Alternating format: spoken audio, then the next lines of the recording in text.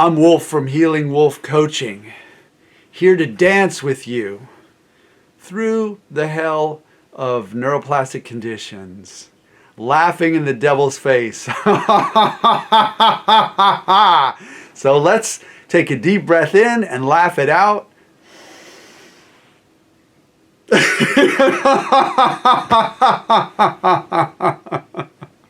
Nothing stops the devil of a neuroplastic condition faster than laughter. I have to say it. Might not, as the founder, Dr. Kataria, said, it might not end everything that you're experiencing. It might not end all of your pain or anxiety, but it definitely drops it a level. And over time, laughter, breath work, all these practices, they're consistently cumulative. So as you're consistent, you get more and more effects. Today I want to talk about ChatGPT.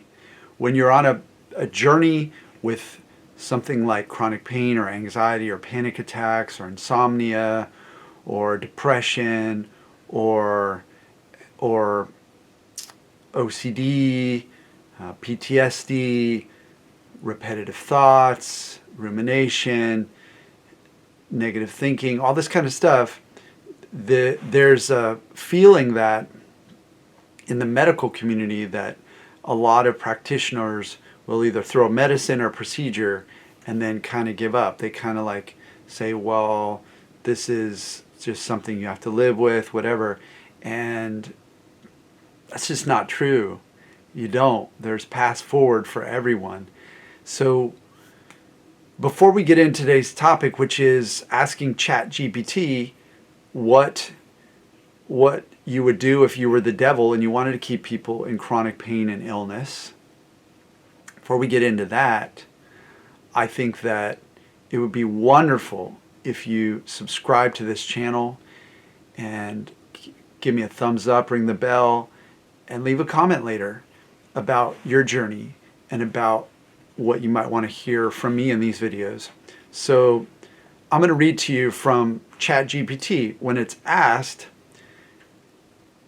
if I were the devil and I wanted to keep people from healing their chronic illness, chronic pain, anxiety, that kind of thing, what would you do? So here's what ChatGPT said it would do if it was the devil and it wanted to stop your healing. First, it would convince you it was impossible. And it said, convince them it's impossible. I'd spread the belief that healing isn't possible, that their illness is permanent, and that they have no control over it. That's the number one ChatGPT devil recommendation. Next one, keep them distracted and overwhelmed. I'd flood them with conflicting information, keep them busy with work, social media, and stress, so they never slow down to focus on healing. That's a big one. And I know Alan Gordon really emphasizes that with pain reprocessing therapy, that take a break from technology. Slow your mind down.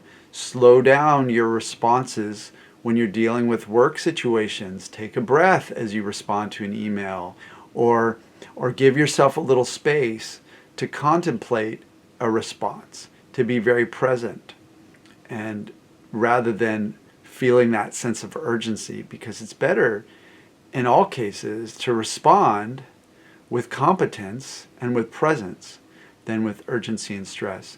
Okay, next one. Instill fear and doubt. I'd make sure they fear alternative healing methods. Okay, like mind-body approach. Make sure they fear alternative healing methods, doubt their effectiveness, and feel unsafe trying anything outside of mainstream medicine. That's how to keep them sick, right? Is you'd want them only to rely on mainstream medicine, only to listen to doctors and hospitals. Next one, make them identify with their illness. I'd encourage them to see their illness as part of who they are, so they defend it instead of releasing it. How many times have I seen that? Wow, on the internet, especially in groups that are not geared up towards mind-body healing. People will defend the fact that they have a very real structural issue It might be a minor issue, but that's the reason why they can never get better. And you'll hear people, even people who are on the mind-body path for years. I saw one of my beloved sisters that I used to be in a pain group with, and she was saying something like, I can't even imagine not being in pain, right? She started her post that way. And bless her heart, she I mean, bless her soul, and I love her, and she's saying, I can't even imagine not being in pain. What is that? What message does that send? Got to imagine it, got to move forward. Okay, so identifying with their illness is another technique. Keep them in a state of stress. ChatGPT, as the devil says, I'd keep them in a state of stress and ensure they stay in fight or flight mode, keeping their nervous system dysregulated and their body unable to heal. Next, this is a big one. Promote quick fixes over deep healing.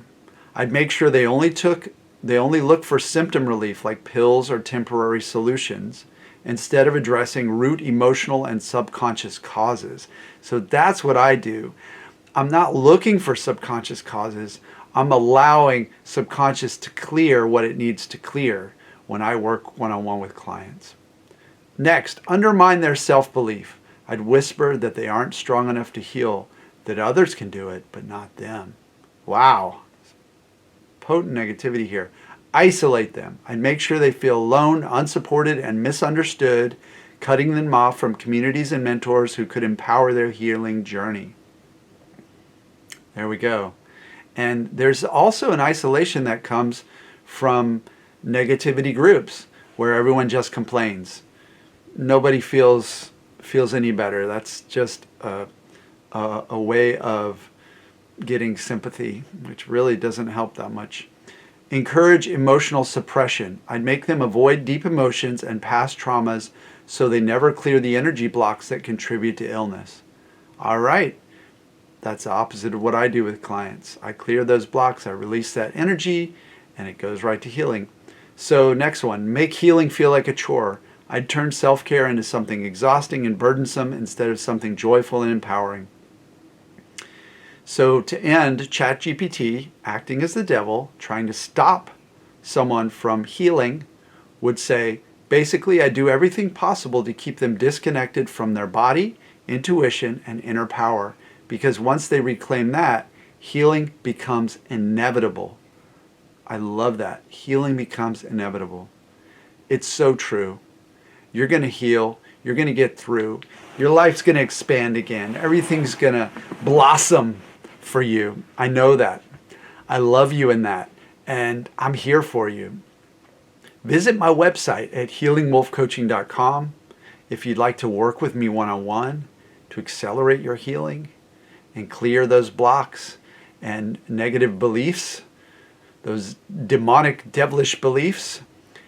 And you can also sign up for my mailing list and get a free download of my most powerful somatic meditation.